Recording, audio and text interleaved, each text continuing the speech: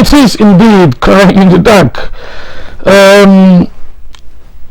You haven't heard of social upheaval in the Gambia in the last 19 years.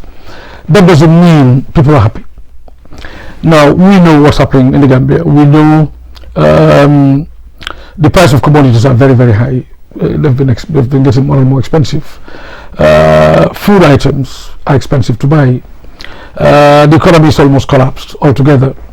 There's a lot on military spending, a lot on state security services.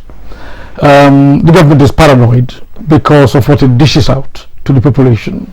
Is it a docile populace though? Sorry? Is it a docile populace? Well, that's I don't think so. No, I think Gambians have had a history of resistance. They've had a history of doing things. What they haven't heard in our contemporary history is a regime that would kill people, a regime that would make people disappear.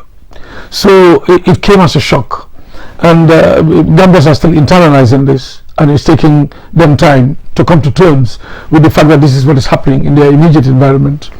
It's known as a peace-loving, smiling coast, because the country is very small. People are related to each other. It's not like Nigeria, where the north and the south you could put a blue sea between them. Gambia is we're all related. We're very interrelated. We've been intermarrying for a very long time. Imagine 500,000 people, give them 30 years, they will intermarry, they'll flock together, they'll be the same. And so the idea that a Gambian would kill another Gambian, a Gambian would execute another Gambian, a Gambian would make another Gambian disappear is something that shocked me. For me, it was a shock in the system. And even though I live here where I am free to say what I want, and in the Gambia they couldn't, I still was shocked. It took time to internalize that.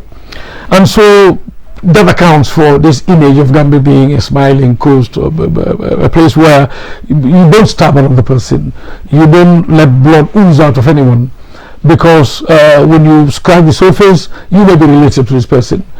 And again, we've got too many things that we have in common. All of us practically belong to one religion. We're all Muslim. There's a small percentage of Christians, 5, 6, 7, maybe 10%, but certainly 90% of Gambians are Muslim. So we have it in common. We've got blood relations in common. The country is too small. You go a little, 2-3 hours, you done the country, and so you are in constant touch with everybody, and so that brings us together as a group. That is the problem.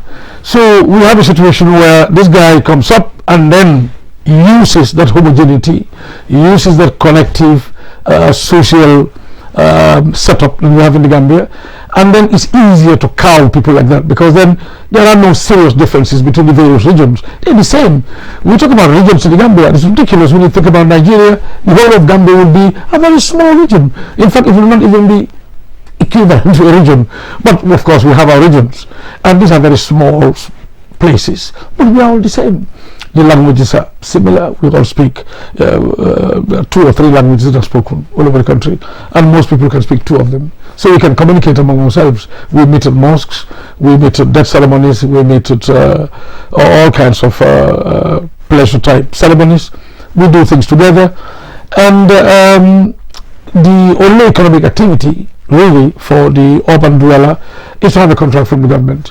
Now, the government of the Gambia looms very large, because it is the employer, it is the contractor, it is the market, and so it has a huge amount of influence. It's not like Nigeria, where I have private companies and private banks dotted all over the place, where you could survive without even coming anywhere near the government. So government looms very large in the Gambia, and a country that hadn't had an army, and suddenly we have an army that has guns, which shoots, that kills, which intimidates.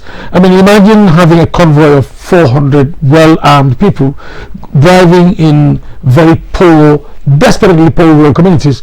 You frighten them, they get scared. And so fear, as Amnesty put it, fear rules the Gambia. That's what's happening.